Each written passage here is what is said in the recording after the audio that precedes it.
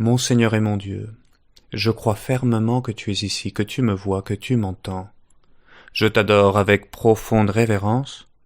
Je te demande le pardon de mes péchés et la grâce de faire, avec profit, ce moment de prière. Ma Mère Immaculée, Saint Joseph, mon Père et Seigneur, mon ange gardien, intercédez pour moi. Joyeux Noël! Joyeux Noël, tous mes meilleurs vœux, d'abord à toi, Seigneur Jésus, et à toi qui m'écoutes au lendemain de toutes ces belles festivités familiales. Parce que oui, nous avons sûrement bien des choses pour lesquelles remercier aujourd'hui le Seigneur. Un bon réveillon, une belle messe, un bon repas ou un moment particulièrement fort dans l'intimité de ta vie en famille. Allez aussi, tel cadeau aussi qu'on t'a fait particulièrement beau ou qui t'a fait plaisir. Il n'y a pas de mal à remercier pour cela aussi. Parce que tous ces merci nous parlent de cette grande grâce, de ce grand don de Dieu pour l'humanité, sa présence parmi nous, le don de sa vie qui nous invite à nous donner à notre tour. Oui, si la vie, malgré toutes ses difficultés, malgré tous les moments douloureux et pénibles, et hier, le Saint-Père nous rappelait encore dans cette grande bénédiction de Noël, tous ces pays ravagés par la souffrance, par la guerre, par la haine.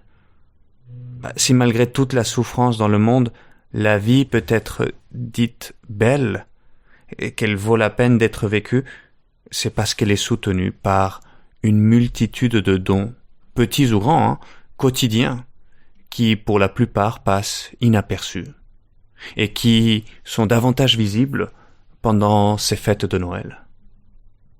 Et c'est cela, je me disais, que l'Église veut nous rappeler aujourd'hui lorsque, au lendemain de Noël, elle nous invite à fêter Saint Étienne, le premier martyr. Avec l'Église, on passe du jour au lendemain, du blanc festif de Noël au rouge sang de Saint Étienne.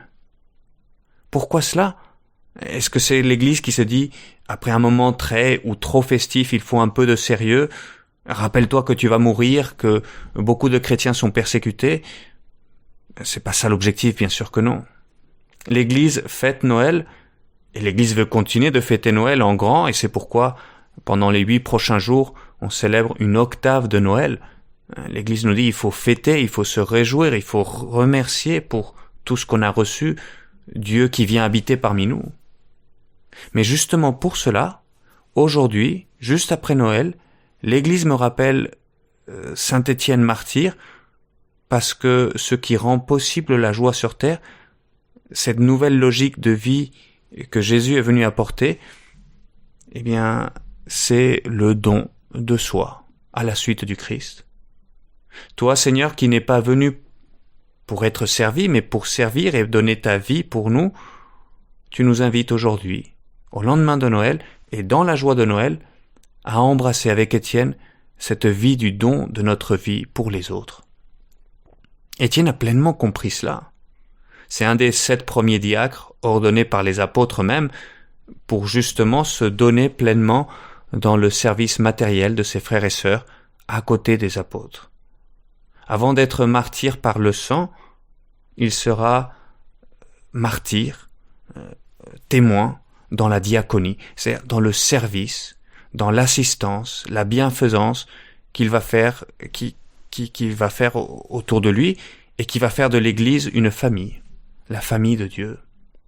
Et c'est ce service vécu pleinement à la suite de Jésus, qui est venu non pour être servi mais pour servir, on disait, pour donner sa vie pour nous, c'est ça ce qui va conduire Étienne à partager le ministère des apôtres dans leur souffrance, pour faire grandir cette vie divine dans le monde. Et il sera ainsi le premier témoin dans le sang, le premier martyr de la beauté de cette vie qui est don de soi et qui en fin de compte est celle qui soutient le monde. Étienne a beaucoup servi tout au long de sa vie, oui. Il a semé tellement de bien. Empli de la grâce et de la puissance de Dieu, nous dit les actes des apôtres, Étienne accomplissait parmi le peuple des prodiges et des signes éclatants.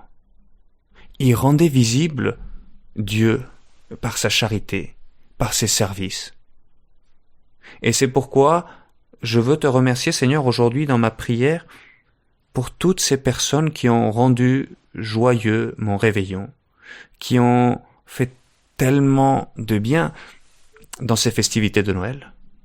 Je pense tout spécialement aux mères, aux grands-mères, à cette sœur ou à ce frère particulièrement serviable, à ce papa aussi. Allez, nous aussi, les hommes, nous voulons nous donner, même si parfois nous n'y arrivons pas aussi bien que d'autres.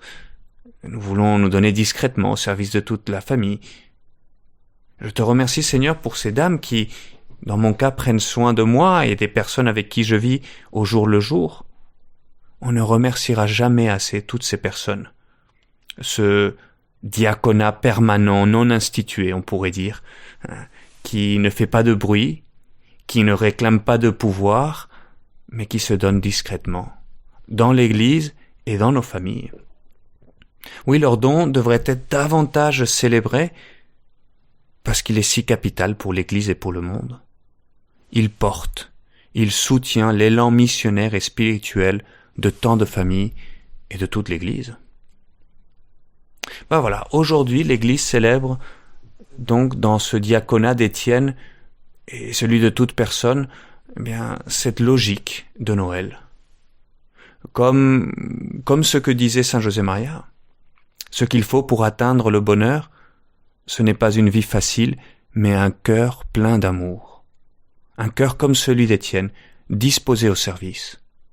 Et c'est ça ce qui rend le bonheur possible autour de nous.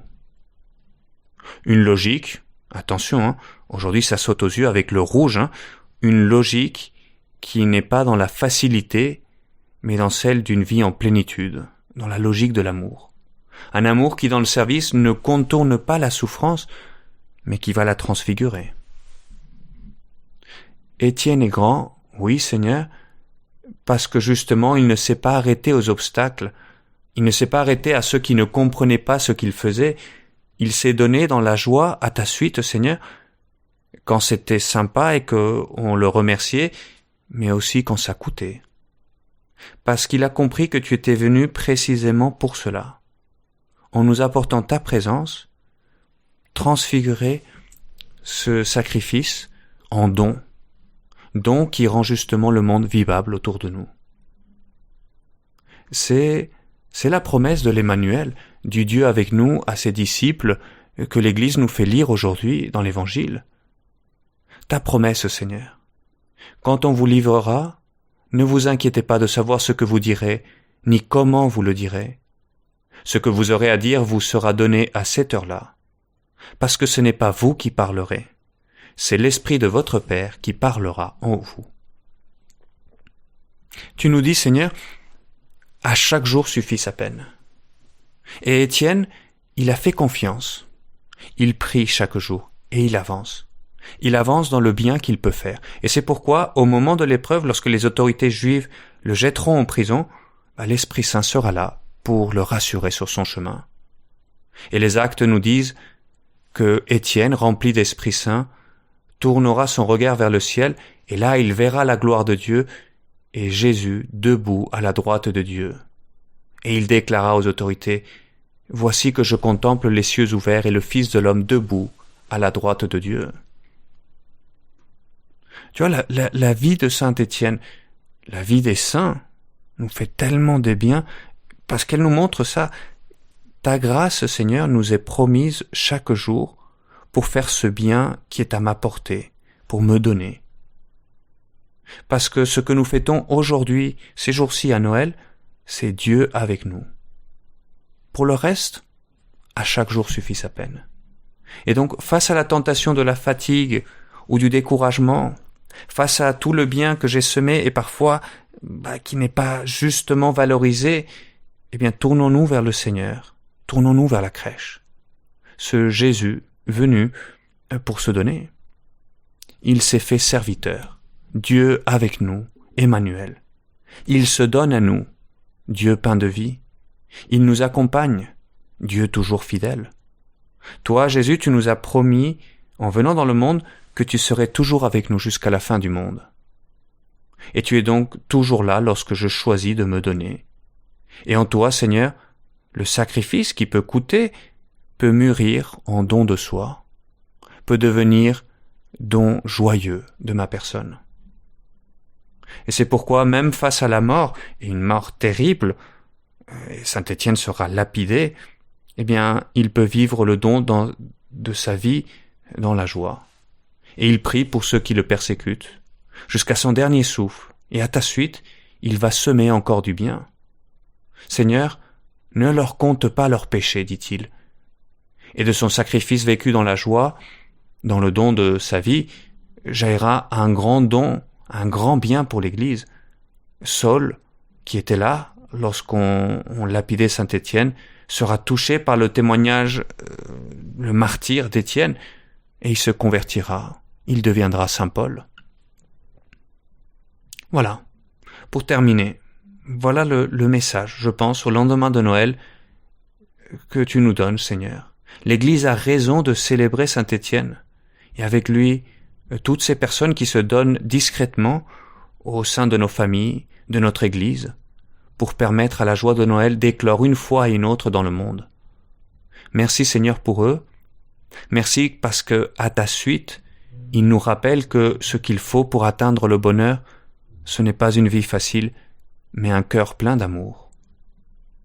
Eh bien, que la bénédiction de Noël, du Dieu avec nous, du Prince de la paix qui se fait serviteur, eh bien, descende sur eux et sur nous tous. Amen.